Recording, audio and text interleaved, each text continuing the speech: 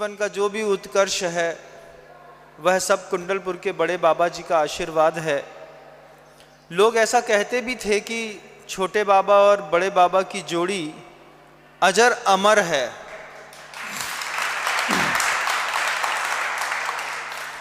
दोनों शब्दों में बड़ा खेल है बंधुओं। कहना बहुत सरल होता है कि छोटे बाबा और बड़े बाबा की जोड़ी अजर और अमर है। अजर जोड़ी होती है कि भक्ति में कभी भी बूढ़ापन नहीं आया। भक्ति में कभी भी गुरुदेव की भक्ति में बड़े बाबा को लेकर के बुढ़ापा नहीं आया। हमारी आपकी भक्ति में तो समय बीतने के साथ धीरे धीरे धीरे करके बुढ़ापा आ ही जाता है। रोज एक ही भगवान के सामने ढोंक देते देते देते देते एक दिन ढोंक देने की इच्छा खत्म हो जाती है। कभी महसूस करिएगा मन के अंदर। मंदिर में जाते हैं, खड़े खड़े ही भगवान को नमस्तु करते हैं और आगे बढ़ जाते हैं। बोलते यही वही तो भगवान है जिनको हम बरसों से नमस्तु करते चले आए। तो हमारी भक्ति भी बूढ़ी होती है। लेकिन गुरुदेव के बारे में प्रसिद्ध था कि छोटे बाबा और बड़े बाबा की जोड़ी अजर और अमर है बंधुओं। उनकी भक्ति में कभी बुढ़ापा नहीं आया और कभी उनकी भक्ति मरी नहीं। स्वर्गों में जाने के बाद भी यहाँ से आप संपत्ति तो नहीं ले जा पाते, ये बात तो सत्य है। छोटी सी सुई भी होगी तो वो भी आप यहाँ से वहाँ नहीं ले जा पाएंगे। लेकिन यहाँ पर रह कर के जो पाप पुण्य करते हैं, जो गुण और दोष इकट्ठे करते हैं, ये अगली पर्याय में भी आपका पीछा नहीं छोड़ते। इसी पर्याय का सब कुछ है ऐसा नहीं है।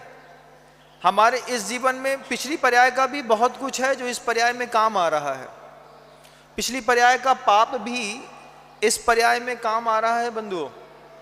उस पाप के कारण ही हुंडावसर्पी काल में जन्म लिया और पिछली पर्याय का कुछ शुभ पुण्य भी काम में आ रहा है कि हुंडावसर्पी काल में जन्म लेने के बाद भी जिनेंद्र भगवान का कुल मिला। जिनकुल मिलना, गुरु मिलना, संयम की बातें सुनना, प्रतिमाओं के सामने आकर के बैठ जाना, ये पिछले जन्म का पुण्य है। और पिछले जन्म का पाप है कि हमसे पहले हमारे गुरु का चला जाना।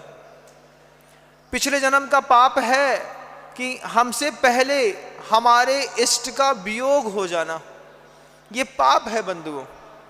चक्रवर्तियों को कभी भी अपने जीवन काल में, तीर्थंकरों को कभी भी अपने जीवन काल में कोई दर्द नहीं सहना पड़ता। तत्संबंधी इष्ट वियोगज वो खुद ही बुद्धिपूर्वक छोड़ के चले जाते हैं। लेकिन सबसे बड़ी बात है कि तीर्थंकर को भी सहयोग की जरूरत पड़ती है। चक्रवर्ती को भी सोचिए, तीर्थंकर सोचते हैं सब वो खुद ही कर लेंगे, लेकिन ऐसा होता नहीं।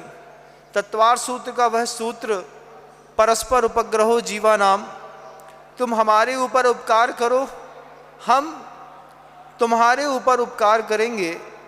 इस सूत्र को आधार मान करके गुरुदेव ने इतने बड़े जिनालय की रचना करी, लोगों को आशीर्वाद दिया, लोगों को प्रेरणाएं दी। लोग गुरुदेव की भक्ति को देख करके यहाँ पर दूर दूर से आए। गुरुदेव के मन में स्वयं ये बात थी कि जब पुण्य बिल्कुल अपने चरम पर हो तब षष्ठी पर ऐसा निर्माण करना चाहिए कि युगों युगों तक लोग याद रखें। जब आपका पुण्य चरम पर होता है तब आप बैंकॉक और ऑस्ट्रेलिया भाग जाते हैं। जब आपका पुण्य चरम होता है तो आप कश्मीर, कुल्लू, मनाली भाग जाते हैं। लेकिन जब साधु के जीवन का पुण्य चरम पर होता है तो वो अपने पैरों में छाले पाड़ते पाड़ते पाड़ते सम्मेद शिखर की चोटी तक चढ़ता है। जब साधु अपने पुण्य के चरम पर बैठा होता है तब जाकर के वो कुंडलपुर के बड़े बाबा की सेवा करने का भाव बनाता है। जब साधु अपने चरम पर होता है तो गिरनार की उस पर्वत पर चढ़ता है ये सोच करके कि जब तक लौटूंगा नहीं तब तक एक बूंद पानी कंठ में नहीं रखूंगा, क्योंकि अभी मेरा पुण्य चल रहा है। इस पुण्य का भोग साधु सज्जन पुरुष साधना करके निकालते हैं और संसारी जो हैं वो 5 इंद्रियों का भोग भोग करके निकालते हैं बंधुओं।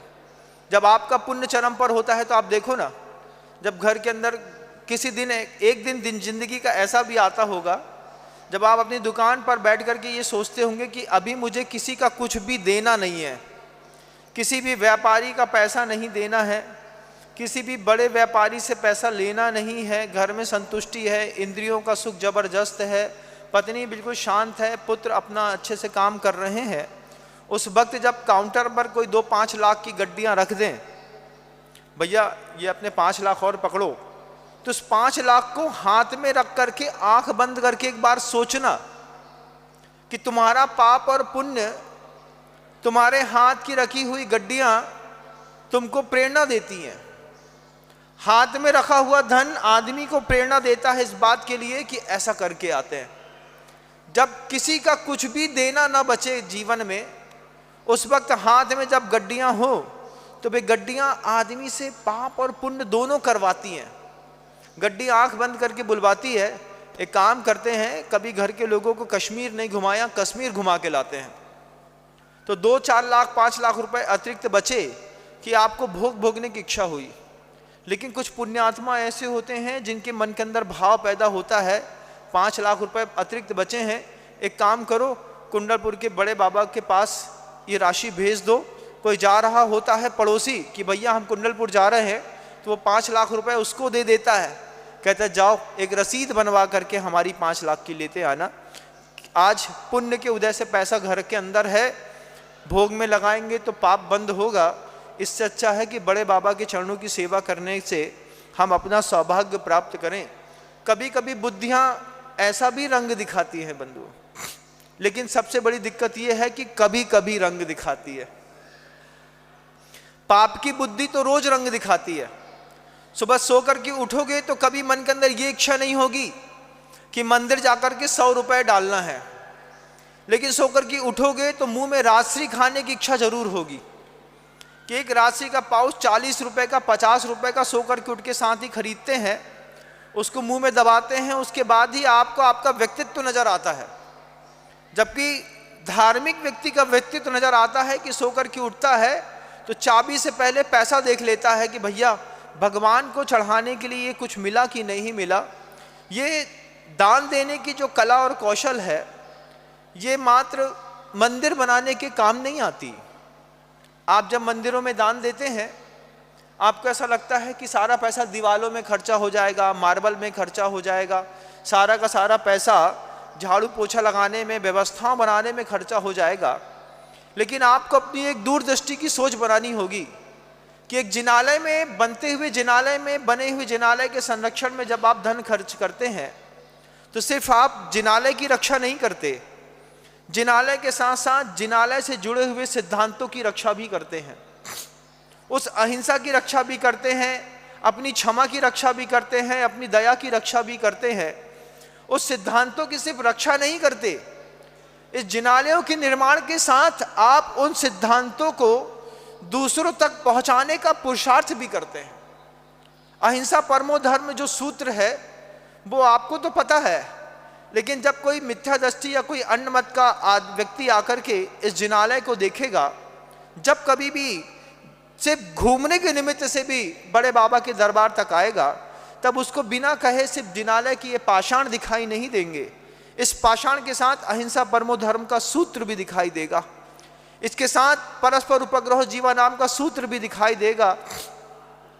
भूत वृत्तनुकंपा दान सराग संयमाद योग है शांति शौच मिति सद्वेदस्य साता वेदनी कैसे बंधती है, उसके सूत्र भी इन जिनालयों के पाषाणों से मात्र मंदिर का निर्माण नहीं हो रहा है, आपके सिद्धांतों की रक्षा भी हो रही है।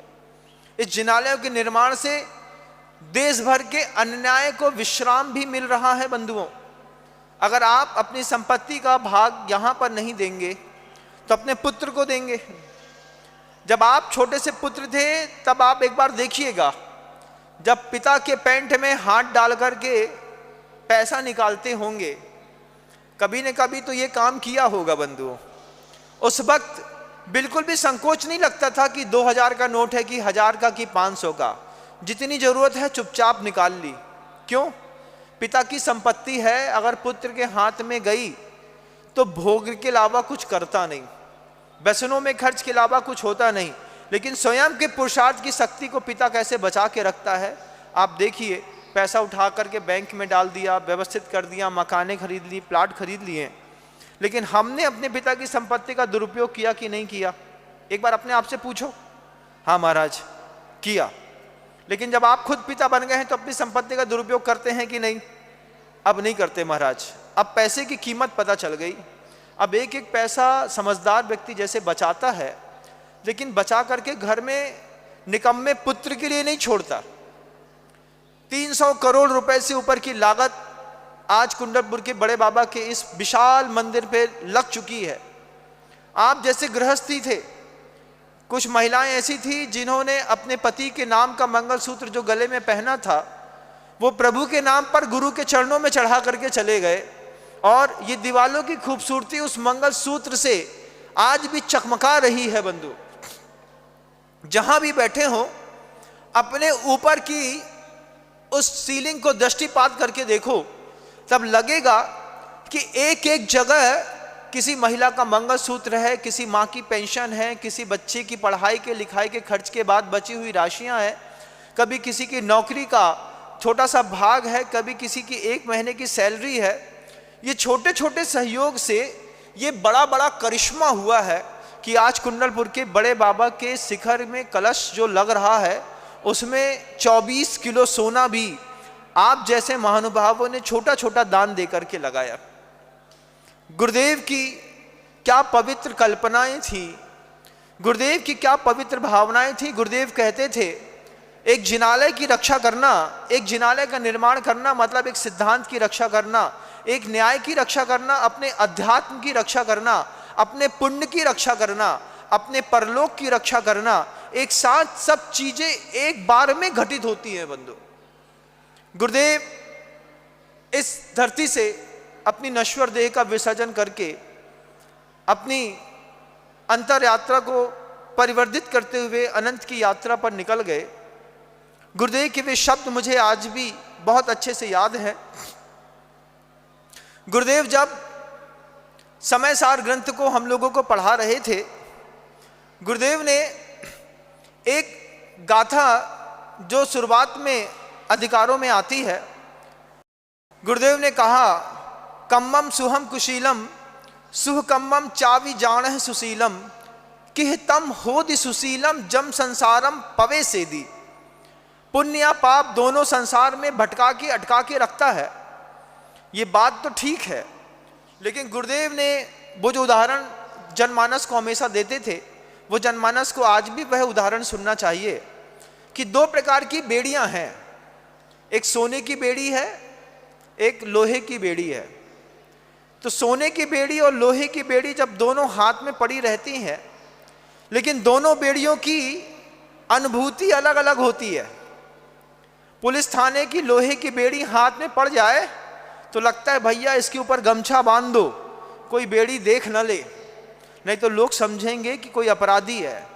और जब सोने की 10 तोले की एक बेड़ी यहाँ पर ब्रासलेट बन करके आपके हाथ में लगती है तो फिर क्या लगता है, भैया सल्ट से थोड़ा और घिसो, इसका चमक और दिखनी चाहिए। तो एक बेड़ी को चमकाने में अपना उपयोग लगा रहता है जिसको कहते हैं पुण्य की बेड़ियां, और एक बेड़ी होती है लोहे की पाप की बेड़ियां जिसको छुपाने में पूरा जीवन निकल जाता है। गुरुदेव हम लोगों से सबसे कहते थे कि जैसे पुण्य की बेड़ी को चमकाने पर आपको आनंद आता है, क्योंकि पुण्य साधन है, जब तक भगवान नहीं बने तब तक पुण्य बेड़ी नहीं है, साधन है बंधुओं। उस साधन का प्रयोग करना पड़ता है। और गुरुदेव इस शरीर को भी कहते थे इस बात के लिए कि ये शरीर अभी तो सोने की बेड़ी के जैसा है, अभी साधन है। जब तक शरीर साधन है तब तक शरीर को पालन पोषण करो, उसको भोजन दो, उसकी रक्षा करो, ठंडी गर्मी बरसात से यथा योग उसको बचाओ। जैसे सोने को चमकाते हैं ऐसे शरीर की भी रक्षा करो। लेकिन जब साधन बंधन लगने लगे, जब साधन भी पीड़ा देने लगे, जब साधन भी दुख का कारण बनने लगे तो बंधन से मुक्त होने का भी प्रयास करो। वो समय सार की गाथा के साथ गुरुदेव ने कहा कि है तो दोनों बंधन, लोहे का हो या सोने का, लेकिन सोने का बंधन बहुत देर तक साधन है और अंत में बंधन है, और लोहे का बंधन तो शुरुआत से ही बंधन है। तो ये साधन छोड़ करके कब जाना? जब ये साधन बंधन लगने लगे। गुरुदेव को जब अपना शरीर स्वयं साधन न लग करके बंधन लगने लगा, तब गुरुदेव ने बंधन मुक्त होने की प्रक्रियाएं अपनाई, जिसको जैन आगम में सल्लेखना कहते हैं। और धीरे धीरे धीरे करके साधन को पहले अपनी धारणाओं में बंधन समझना पड़ता है कि ये मेरा बंधन है, अब मैं इससे परेशान हो गया हूँ, अब मुझे इस बंधन से मुक्त होना है। तो बंधन की मुक्ति के द्वार जो संलेखनाओं के रास्ते से खुलते हैं, गुरुदेव ने अपने लिए खुद अपना रास्ता, अपना दरवाज़ा खोला और वीरता पूर्वक उस संलेखना के दरवाजे से इस मनुष्य पर्याय को छोड़ करके देव की पर्याय में प्रवेश करके नवीन साधन को उपयोग करके अपने पुण्य को बढ़ाने में फिर लग गए। लेकिन जब तक गुरुदेव इस कर्म भूमि पर थे, तब तक गुरुदेव के मन के अंदर की कुछ भावनाएं थी कि इस कर्म भूमि में देवता लोग आकर के धर्म ध्यान में निमित्त नहीं बनते। इस कर्म भूमि में इंसान को इंसान के लिए निमित्त बनना पड़ता है। जैसे गुरुदेव हमारे लिए निमित्त बने, गुरुदेव आपके लिए निमित्त बने, पीछे की माँ बहनों के लिए निमित्त बने, ऐसे ही जैसे गुरुदेव हमारे लिए शुभ का निमित्त बने, अपने आप से पूछिएगा क्या हम गुरुदेव के मनोभावों को पूरा करने के लिए निमित्त बने कि नहीं बने। फिर आपको लगेगा कि निमित्त तो बने लेकिन सशक्त निमित्त नहीं बने। सशक्त निमित्त कैसे कि दुनिया में जैन और अजैन परंपराओं से परे जाकर भी जिनको धर्म दिखाई देता है, ऐसे कितने सारे अजैन बंधु भी हैं जो गुरुदेव के जाने से आकुलित परिणाम वाले हो गए। आपको भी दुख हुआ होगा ना गुरुदेव के जाने का। सोचिए, एक अकेली शख्सियत कितने सारे लोगों के दिल में दुख दर्द पैदा करके चली गई। वो कितने बड़े प्रबल निमित्त थे। जब हमारा निमित्त हटता है तो हमें दर्द होता है, लेकिन कभी सोचिएगा कि अपन सब मिलकर के भी गुरुदेव के दिल में वो खुशी पैदा ना कर पाए। वो उनकी भावनाओं को आकार देने में प्रतिदिन साधु संतों को, आप जैसे शावक श्रेष्ठियों को उपदेश देना पड़ा। भैया अभी भी गुरुदेव की कल्पनाएं अधूरी हैं, उसको पूरा करना है, पूरा करना है। साधु रोज उपदेश देता है और रोज हम अपने पुरुषार्थ से धन कमा करके 5 इंद्रियों के दर्द को मिटाने के लिए तो लगाते हैं, लेकिन कभी गुरुदेव की कल्पनाओं में भी अपने उस धन का उपयोग करने के लिए अपने मन को बना करके देखिएगा। गुरुदेव की कल्पना थी इस कुंडलपुर के बड़े बाबा के लिए। बड़े बाबा जी के पीछे परिकर जो आपको दिखाई देता है, अभी तो ये प्लास्टर ऑफ पेरिस का है, लेकिन इसमें शीशम की लकड़ी का काम करके चांदी का काम करना है, और चांदी के बाद उसमें सोना लगाते हुए जितनी भी बेदियां हैं, लकड़ी के दरवाजे हैं, इनमें सोने चांदी का करीब 500 कुंटल चांदी का काम होना बाकी है बंधुओं। अभी गुरुदेव के मन की कल्पनाओं को, जो उनका एक मास्टर प्लान कुंडलपुर को लेकर के था, उस मास्टर प्लान में आप कितने डेडिकेट हैं, आपका डेडिकेशन कितना है, आपका डिवोशन कितना है, आपकी इंप्रेशन कैसी है, आपकी इमोशंस कैसे हैं, इन सब चीज़ों को एक बार आप चेक करिएगा। आज बहुत दूर से बहुत सारी माँ बहनें, बहुत सारे शावक बंधु, बहुत सारे भक्त परिवार, हम सब मिलकर के गुरुदेव की कृपा से गुरुदेव के बनाए हुए इस जिनालय में आकर के विराजमान है।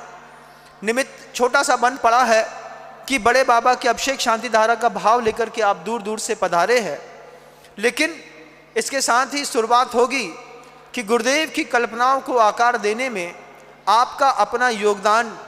परस्पर उपग्रहो जीवा नाम का सूत्र कि भगवान आपने हमारे पूरे परिवार की व्यवस्थाएं सुधारी है। हम जिन आयतनों की सुरक्षा करके जिन धर्म को, जिन आगम को, जिन चैत्य को, जिन चैत्यालय को, सिद्धांत को, न्याय को, अध्यात्म को, सबको जीवित रखने के लिए मैं रोज लोगों को प्रेरणा देता हूँ। बहुत बड़ी प्रेरणा नहीं देता हूँ, लेकिन सबको प्रेरणा देता हूँ पहले तो मैं ये बताता हूँ कि बड़े बाबा जी का अभिषेक सुबह 7:30 बजे से 9:30 बजे के बीच में ही होता है। दूसरी बात, अभी गर्मी का मौसम चल रहा है, तो सिर्फ 5500 रुपये की राशि दे करके आप एक ट्राली भूसा गौ संरक्षण केंद्रों को में देने के लिए भी पुरुषार्थ ऑनलाइन कर सकते हैं। कोई भी ऑफलाइन व्यवस्था नहीं है। आपको स्क्रीन पर जो QR कोड या नंबर मिलते हैं, आप उन्हीं नंबरों में चैरिटेबल ट्रस्टों में डाल करके पैसा, और चूँकि ये भूसा कटने का टाइम है, अभी 1 साल के लिए करीब 4.25 लाख पशुओं को हम 1 साल के लिए भोजन अगर आपका देने का भाव बने तो मात्र 5500 रुपये की राशि के साथ ऑनलाइन स्क्रीन में आप अपना पेमेंट कर सकते हैं। पूरा डिजिटल पेमेंट होगा, सबकी ट्रांसपेरेंसी बनी रहे, सिर्फ इसलिए डिजिटल पेमेंट की व्यवस्था रखी हुई है। और गुरुदेव की कल्पनाओं को आकार देने के लिए सिर्फ आप लोगों के साथ वह परस्पर सहयोग की राशि छोटी सी मात्र 100 ग्राम चांदी हर माह दे करके, 100 ग्राम चांदी मतलब दिन में सिर्फ 3 ग्राम चांदी, 3 ग्राम चांदी का सहयोग अगर आप सबने किया मात्र 1 वर्ष तक, 1 साल में 1 किलो 200 ग्राम चांदी मतलब सिर्फ 90,000 रुपये की राशि दे करके आप 500 कुंटल चांदी से ऊपर होने वाले इस कार्यक्रम में अपने परिवार की सहभागिता दर्ज कर सकते हैं। शासन की सुरक्षा में अपना सहयोग कर सकते हैं, सिद्धांत की सुरक्षा में, धर्म की सुरक्षा में, साधु की सुरक्षा में, जिन धर्म की अहिंसा की सुरक्षा में। राशि मात्र 8,000 रुपये महीने की होगी। 1 साल में 90,000 रुपये दे करके, 91,000 रुपये दे करके आप बड़े बाबा की शांति धारा और अभिषेक करने का सौभाग्य प्राप्त कर पाएंगे।